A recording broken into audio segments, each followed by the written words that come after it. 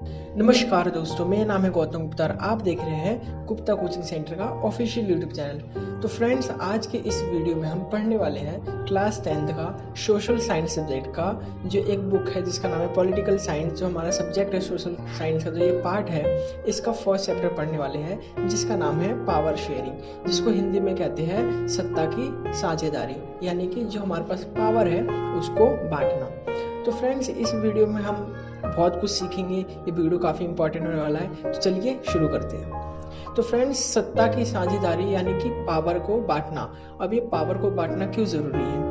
तो पावर को बांटना इसलिए ज़रूरी है क्योंकि अगर किसी एक व्यक्ति के पास पावर होगा तो वो उस पावर का गलत इस्तेमाल कर सकता है। फॉर एग्जाम्पल, अगर हम देखें, अगर राजा होता था पुराने ज़माने में, तो राजा के पास सारे पावर होते थे, वो जिसको चाहे उसको फांसी की सज़ा दे देता था। तो फिर ऐसे में अगर मान लो कोई व्यक्ति निर्दोष है फिर भी उसको सज़ा दे देगा क्योंकि वो राजा है, राजा तो कुछ भी कर सकता है क्योंकि सारी पावर उसके पास है। तो हमें एक ऐसी व्यवस्था की ज़रूरत होती है, एक ऐसी शासन व्यवस्था की ज़रूरत होती है जहाँ पर पावर बांट रखे हो अलग अलग स्तर पे, अलग अलग लेवल पे।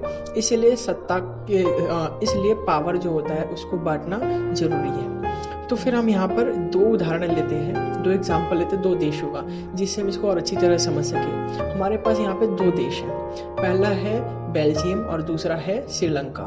बेल्जियम जो है यूरोप का एक छोटा सा देश है और हमारे हरियाणा राज्य से भी छोटा है, आकार में लगभग उतना ही छोटा है थोड़ा, और आबादी के मामले में हरियाणा से तो थोड़ा कम ही है। तो फिर इस देश में क्या है कि दो तरह के लोग रहते हैं, एक तो डच बोलने वाले और एक फ्रेंच बोलने वाले। तो जो डच बोलने वाले लोग हैं उनकी आबादी सबसे ज़्यादा है देश में। बेल्जियम में सबसे ज़्यादा आबादी है डच बोलने वाले की, जिसका परसेंटेज है 59। और जो फ्रेंच बोलने वाले हैं वो 40% लोग रहते हैं। लेकिन यहाँ पर क्या है, जो कैपिटल सिटी है ब्रुसेल्स इसकी, बेल्जियम की, वहाँ पर जो मैक्सिमम आबादी है वो है फ्रेंच बोलने वालों की, और डच बोलने वाले की सिर्फ और सिर्फ 20% है, 80% है फ्रेंच बोलने वाले की। तो फिर और ज़्यादा अमीर लोग भी फ्रेंच है, ज़्यादा पढ़े लिखे लोग भी फ्रेंच है।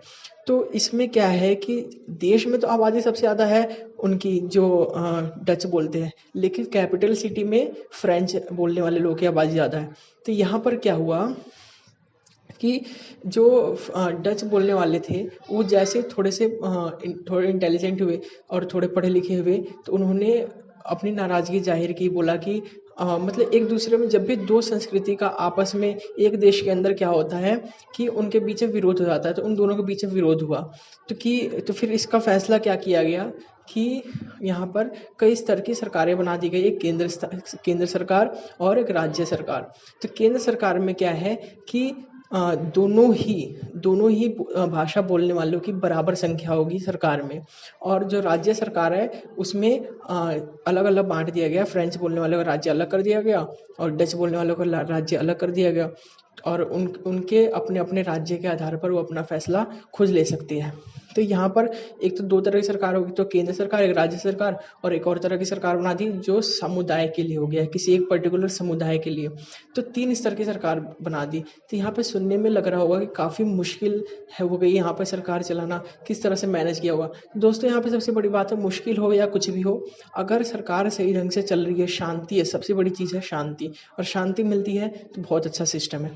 वहीं ठीक उल्टा यहाँ पर उसने किया श्रीलंका ने क्या किया, श्रीलंका के सामने भी यही प्रॉब्लम थी, यही सबसे बड़ी परेशानी थी। जब श्रीलंका आज़ाद हुआ 1948 में, तो वहाँ पर क्या हुआ,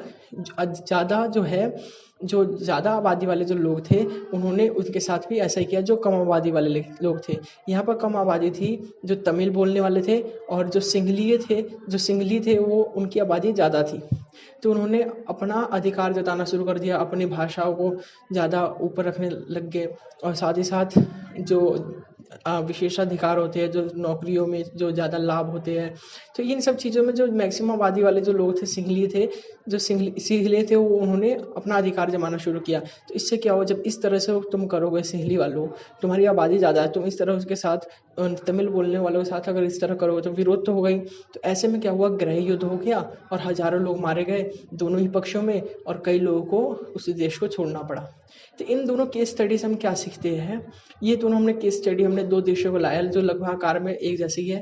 तो इससे हम ये सीखते हैं कि अगर हमें एक बड़ा सा देश बने रहना है, मतलब कि तो फिर किसी भी एक धर्म का पक्ष नहीं लेना पड़ेगा, किसी भी एक भाषा का पक्ष नहीं लेना चाहिए। हर भाषा को अच्छी मान्यता देनी चाहिए, चाहे वो उनकी संख्या माइनॉरिटी की क्यों ना, कम ही क्यों ना हो, या फिर बहुसंख्यक की क्यों ना हो, सबको बराबर माना जाना चाहिए, क्यों ना हो, सबको बराबर माना जाना चाहिए। उस तो इससे हम क्या, तो इस ये दो स्टोरी थी जो काफ़ी, इन दोनों के केस स्टडी से हम काफ़ी कुछ सीखते हैं। उसके बाद आगे चलते हैं इस चैप्टर में। आगे इस चैप्टर में क्या है कि शक्तियों को बंटवारा क्यों होना चाहिए, क्यों शक्ति को बंटवारा होना चाहिए, क्योंकि अगर किसी एक व्यक्ति के पास शक्ति आ जाए तो वो उस शक्ति का गलत उपयोग कर सकता है। तो हमें क्या करना है, शक्तियों को अलग अलग लेवल पे बांटना है। जैसे कि हमारे भारत जो सरकार है, भारत में जो सरकार है उनके 3 अंग हैं।